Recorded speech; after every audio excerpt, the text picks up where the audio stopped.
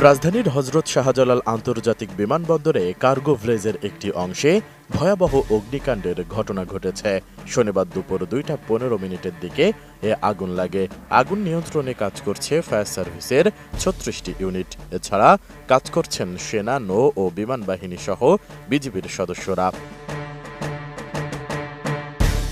Fire সার্ভিসের duty officer lima Khanam জানান, আগুনের খবর পেয়ে ফায়ার সার্ভিসের মোট 36টি ইউনিট ঘটনাস্থলের উদ্দেশ্যে রওনা হয়। তবে প্রাথমিকভাবে অগ্নিকাণ্ডের কারণ ও ক্ষয়ক্ষতির পরিমাণ জানাতে পারেননি ফায়ার সার্ভিসের এই কর্মকর্তা।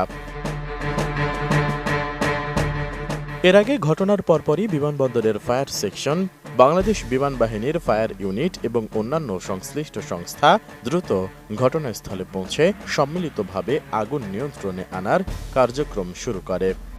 আমি বুঝি নির্মাণের শিল্প, সালাম স্টিল বোঝে ডিউরেবিলিটি। সালাম স্টিল, মোস্ট ডিউরেবল স্টিল। এদিকে আগুনের ভয়াবহতা বাড়তে থাকায় বিমানবন্দরে ফ্লাইট ওঠানামা সাময়িকভাবে স্থগিত ঘোষণা করেছে কর্তৃপক্ষ।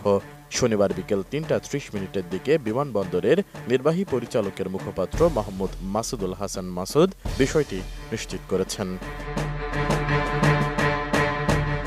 বিমানবন্দর সূত্রে জানা গেছে, আগুনের ঘটনায় বিমান ওঠানামা স্থগিত থাকায় ঢাকা থেকে কুয়ালালামপুরগামী বাটিক এয়ারের OD-163 ফ্লাইট, ঢাকা থেকে মুম্বাইগামী ইন্ডিগোর 6E1116 ফ্লাইটটি ট্যাক্সিওয়েতে অপেক্ষা করছে। এছাড়া বিমান বাংলাদেশ এয়ারলাইন্সের সৈয়দপুর থেকে ঢাকাগামী ফ্লাইটটি ঢাকায় অবতরণ না করে চট্টগ্রামে যাচ্ছে এবং US বাংলা এয়ারলাইন্সের চট্টগ্রাম থেকে ঢাকাগামী একটি ফ্লাইট উড্ডয়নের পর আবারও চট্টগ্রামে ফিরে গেছে।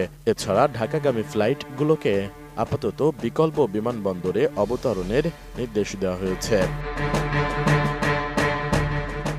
বিমানবন্দর কর্তৃপক্ষ জানিয়েছে, যাত্রীদের নিরাপত্তাকে সর্বোচ্চ গুরুত্ব দেওয়া হচ্ছে। কার্গো ভিলেজ এলাকার আগুন পুরোপুরি নিয়ন্ত্রণে আসার পর স্বাভাবিক ফ্লাইট চলাচল পুনরায় শুরু হবে। অন্যদিকে নিরাপত্তাজনিত কারণে সম্ভাব্য ক্ষতি এড়াতে হ্যাঙ্গারে থাকা বিমানগুলো সরিয়ে নেওয়া হচ্ছে।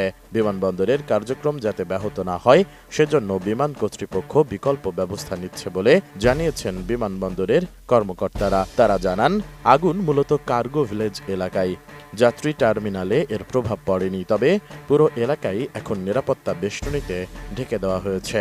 এখন পর্যন্ত কোনো হতাহতের খবর পাওয়া যায়নি। SI রাজ, ATN নিউজ, ঢাকা।